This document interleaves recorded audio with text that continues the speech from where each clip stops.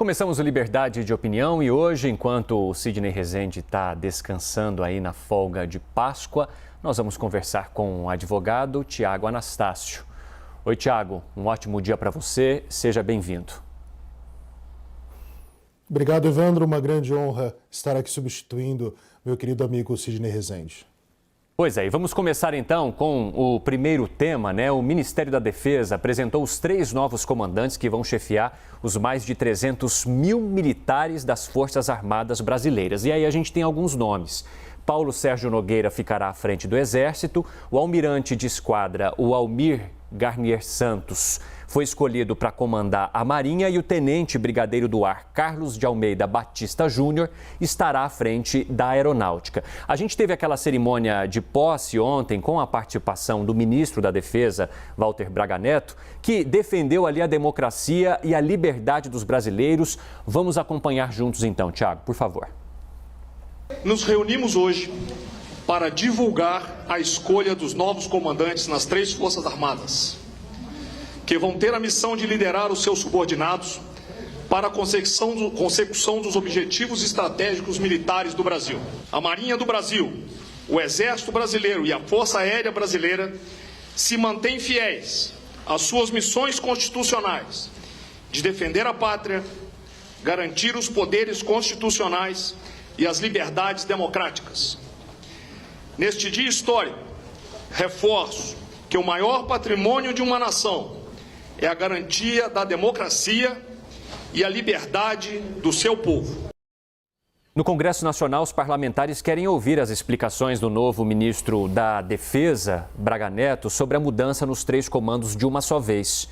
Algo aí, né, que nunca havia acontecido. Como que você avalia, Tiago, os nomes indicados, então, às Forças Armadas, depois, né, de toda essa situação que gerou tamanha repercussão? Evandro, as pessoas, principalmente as pessoas que hoje integram o governo, têm a mania e têm o costume de amenizar a gravidade das situações. Isso não acontece só com a pandemia, isso não acontece só com a ingestão, a não gestão, a ingerência que esse governo tem nos imposto. A situação foi muito grave. Essa troca, na verdade, não foi uma troca pedida pelo presidente Jair Bolsonaro, ela foi imposta, uma vez que os 3 anteriores chefes das armadas, Aeronáutica, Marinha e Exército, na verdade, pediram para sair diante da insatisfação que estavam com Jair Bolsonaro, porque Jair Bolsonaro tentava politizar as Forças Armadas. Mas esse é um ponto que tocaremos mais para frente.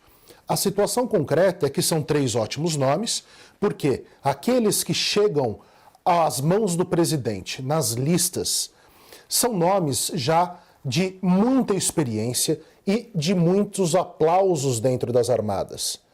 Por que isso? Porque são, em regra, os oficiais mais qualificados, gabaritados e com mais tempo de armadas. Então, os nomes talvez seja a questão menos importante. Tanto assim que o vice-presidente da República, o general Mourão, elogiou os 3 nomes, assim como alguns militares também trouxeram boas avaliações sobre os novos 3 chefes das armadas. Agora, a situação parece cada vez mais complicada por uma razão. As coisas estão deixando de ser ditas. Elas estão sempre sendo maquiadas. Nós tivemos uma crise sim, político-institucional, porque 3 chefes de armadas, num governo que tenta de todas as formas se ligar ao Exército, à Marinha e à Aeronáutica, para impor a sua força, para ameaçar com o uso da força, perde por insatisfação os 3 antigos nomes e agora nós temos a entrada desses nomes com o respeito à lista que foi apresentada. Porque vamos nos lembrar que antes do dia de ontem, sabia-se, ou pior, informava-se que o presidente da República sequer respeitaria a lista de antiguidade. Ou seja, mais uma vez o presidente fez ou deixou que fosse feito muito barulho para depois aceitar as imposições culturais e as tradições das Forças Armadas. E por que você acha que isso acontece? São bons, são nomes de fora, Evandro, do mundo político, exatamente como deve estar todas as Forças Armadas. Tiago, você citou que o presidente deixou-se fazer um alarde para depois fazer o anúncio. Por que você acredita que isso seja uma medida adotada, uma conduta adotada pelo presidente, algo pensado? Eu não tenho a menor dúvida disso, Evandro. Nossa amiga da casa, Gabriela Prioli, escreveu hoje um belíssimo artigo na Folha de São Paulo, falando que a palavra é acomodação. Gabriela, até minha querida amiga, fez uma provocação esses dias, nós conversávamos sobre isso, que a palavra é acomodação por quê? Vejamos a situação geral. O Congresso Nacional, pelas suas duas câmaras, simplesmente tomou as rédeas da questão da pandemia, das discussões da pandemia, ao mesmo tempo que o Congresso Nacional analisava, a Câmara dos Deputados analisava o orçamento. Tomou para si Arthur Lira e Pacheco, presidente do Senado, Câmara e Senado, respectivamente, estavam, sim, já dizendo para Jair Bolsonaro, a luz amarela está acesa. Chega de brincadeira, nós temos mais de 300 mil mortos. Vamos nos lembrar que Rodrigo Pacheco enviou uma carta ao vice-presidente dos Estados Unidos, curiosamente, que tem a função de presidente do Senado americano, e alguns dias depois caiu Ernesto Araújo, um profissional de terceiro escalão do Itamaraty que conseguiu brigar com todo mundo, com a nova gestão americana diante do seu apoio cego a Donald Trump, com os chineses nessa política de agressão ao nosso principal parceiro comercial. Vamos evoluindo, vamos nos lembrando do que aconteceu. Também tivemos e temos nesse momento uma crise pandêmica sanitária. Mas vamos somar a isso sempre o flerte do presidente Jair Bolsonaro com o discurso da força. O discurso da força relembrando e aplaudindo uma ditadura militar, com seus cabides de empregos, com as suas violências, com suas torturas, com jovens que louvam porque não leem os livros de história e velhos louvam porque, na maior parte das vezes, satisfez os seus instintos primitivos, atávicos, quando não os seus próprios empregos. Mas por que a acomodação? A acomodação é simples, e Gabriela está certíssima no que escreveu. A acomodação porque a gestão da pandemia será, a partir de agora, do Legislativo. O ministro da Saúde, que acaba de entrar, o Dr. Queiroga, já foi negado em palavras pelo presidente da República. Então, pandemia, nós sabemos, não virá do Executivo. As Forças Armadas ganharam muito com o que aconteceu. Vamos nos lembrar a história de desprestígio das Forças Armadas desde a promulgação da Carta de 88. Sempre houve o flerte de generais da reserva com a louvação ao passado, com os elogios a uma ditadura que matou, torturou, cerceou você, Evandro, jornalista, a mim, Tiago, como advogado criminalista, e perseguiu pessoas que tinham livros vermelhos nas suas estantes. Veja o nível de loucura que se chegou àquele período. Mas podemos seguir. Seguindo e como? As armadas vencem por quê? Porque o general Pujol, que saiu da chefia do Exército, ano passado já tinha negado uma consulta do general Heleno, a ordem do presidente da República, Jair Bolsonaro, para que investisse contra o Congresso e o Supremo Tribunal Federal. Pujol disse não. Não iremos politizar as Forças Armadas. As Forças Armadas têm um papel de Estado, de proteção do território e da nação brasileira.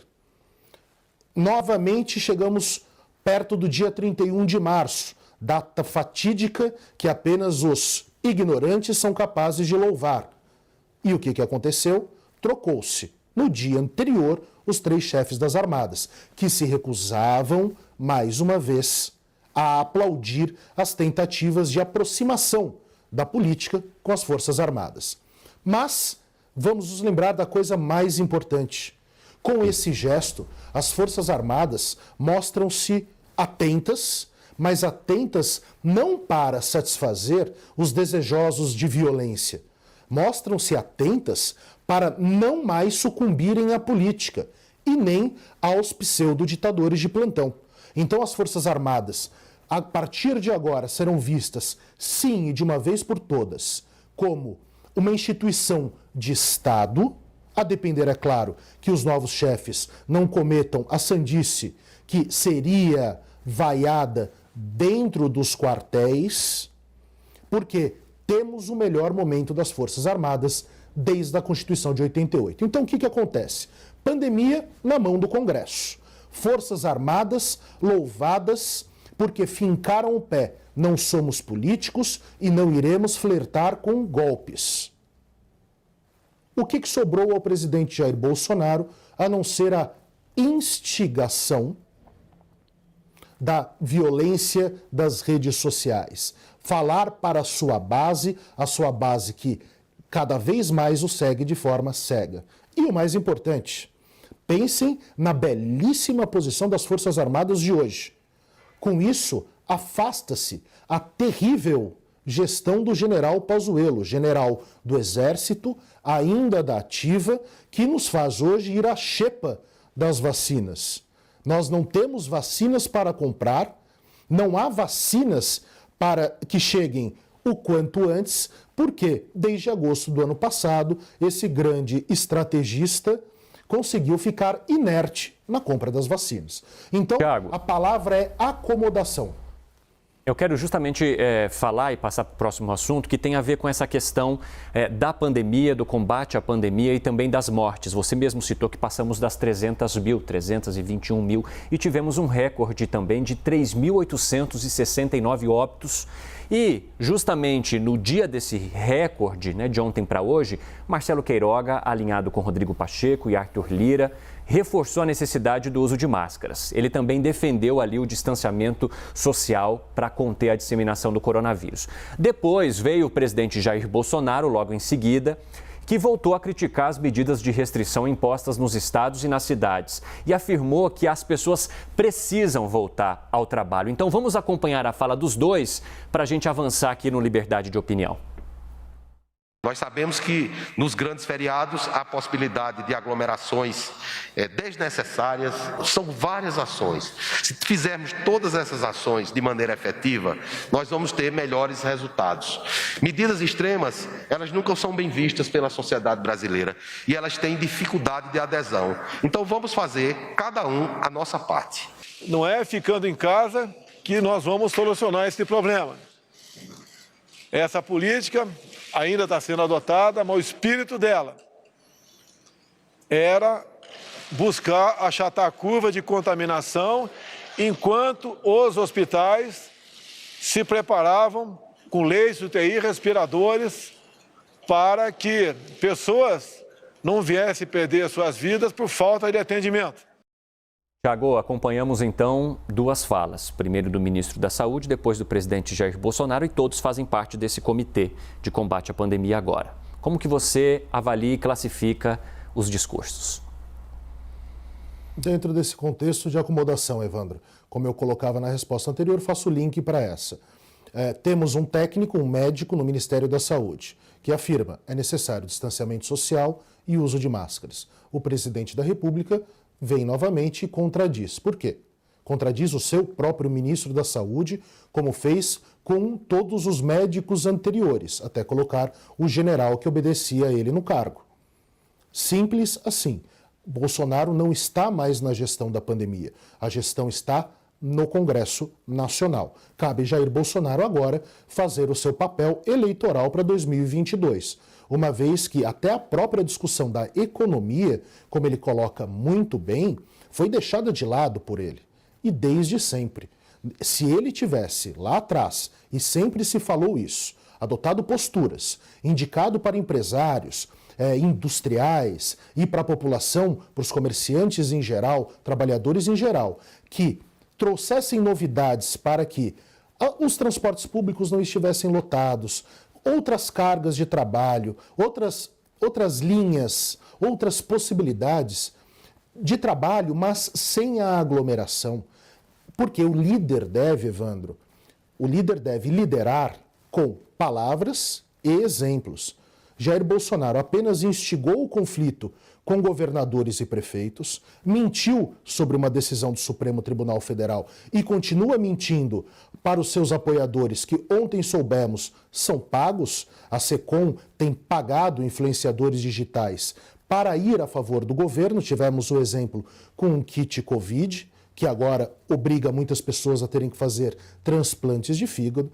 E Jair Bolsonaro agora apenas faz o papel de falar com a sua base. A gestão da pandemia não é mais dele. Ele nega o Ministério da Saúde, as palavras do ministro da Saúde, é o Congresso Nacional que está fazendo essa gestão e o presidente Jair Bolsonaro hoje fica no picadeiro falando apenas com os seus. E como que esse comitê vai atuar, então, se deveria ter todos, inclusos ali com o mesmo discurso? Essa foi a proposta apresentada ali quando se criou. E agora? Porque o discurso do presidente Jair Bolsonaro não é mais relevante para a gestão da pandemia. Ele faz isso desde Mandetta, fez isso com Taish, que caiu porque se negou a assinar aquele protocolo de cloroquina. Ele é um médico, ele não seria louco de fazer isso. Depois entra o general Pazuello, que acata as ordens dentro da ideia de hierarquia militar. Eu tenho certeza que o general Pazuello não pensa o que ele de fato fez. Ele apenas cumpriu ordens. Então, o presidente Jair Bolsonaro, a posição dele nesse conselho, vamos chamar assim, de um conselho de segurança contra a pandemia, é absolutamente irrelevante nesse momento. E nós sabemos que é irrelevante. Se ele continuar com essa postura, nós não teremos uma troca de produtos por vacinas com os Estados Unidos. Nós continuaremos sendo negados pelo mundo inteiro em auxílio. E nós precisamos disso. Kits de intubação, o oxigênio que muito virá de São Paulo a partir de agora.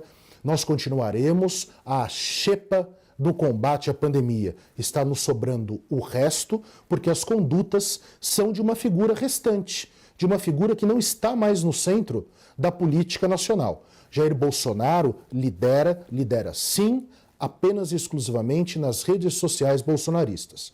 Ele se perdeu e o controle já não é mais dele. Não há mais flerte com o exército, não há mais gestão da pandemia, as comunicações internacionais estão sendo feitas diretas pelo Congresso Nacional. Então, o papel dele, a partir de agora, é um só: não ser ouvido. Tiago, nosso tempo está acabando, mas antes eu queria só discutir mais um tema com você, que dados do IBGE revelam que a renda média mensal do brasileiro caiu pelo 4º trimestre consecutivo e o desemprego atingiu 14 milhões e 300 mil pessoas no trimestre encerrado em janeiro. É um recorde para o período. E o alerta de economistas é que, por causa do período crítico da pandemia, os números devem piorar. É uma das perguntas que os brasileiros mais têm feito, Como que o governo cria alternativas, sendo que há restrições que são criticadas por Bolsonaro exatamente por esses motivos apontados aí, dados agora do IBGE. Mas como que o governo, então, pode ajudar essas pessoas que precisam respeitar as restrições? Rapidamente, Tiago, por favor. Evandro, de forma muito simples, vamos nos lembrar da carta dos grandes economistas e banqueiros brasileiros direcionados ao presidente Jair Bolsonaro. As pessoas não estão morrendo e as curvas de contágio não estão aumentando em razão do trabalho. Por quê? Industriais, empresários, os comércios foram organizados, sim, pelos governadores e prefeitos de todos os partidos.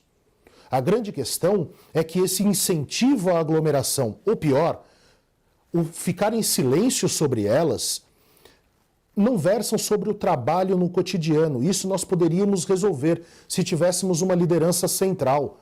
O ponto aqui é a aglomeração feita, que vai resultar em problemas de saúde, problemas sanitários que afetam a economia, por esses apoiadores ou por esses jovens que creem em uma liderança que não os incentiva ao cuidado.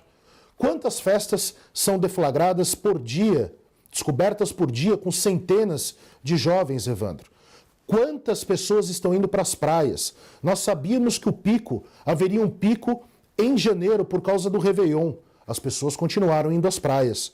Sabíamos que haveria um pico pós-carnaval. Estamos sofrendo os efeitos desse pico nesse momento. Estabelecemos feriados antecipados. As pessoas foram para a praia.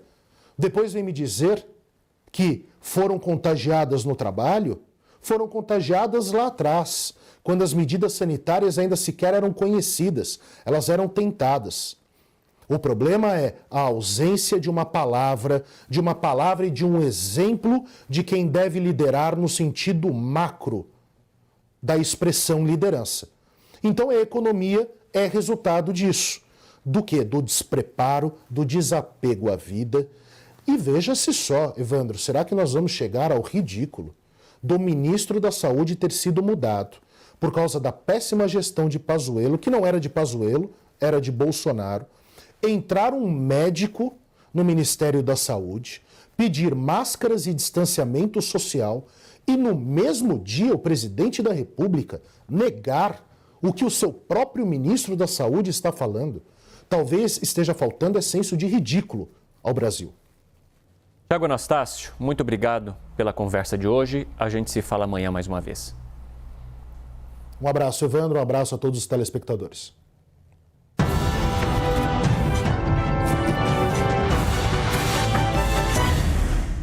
A gente lembra que as opiniões emitidas pelos comentaristas do quadro não refletem necessariamente a posição da CNN.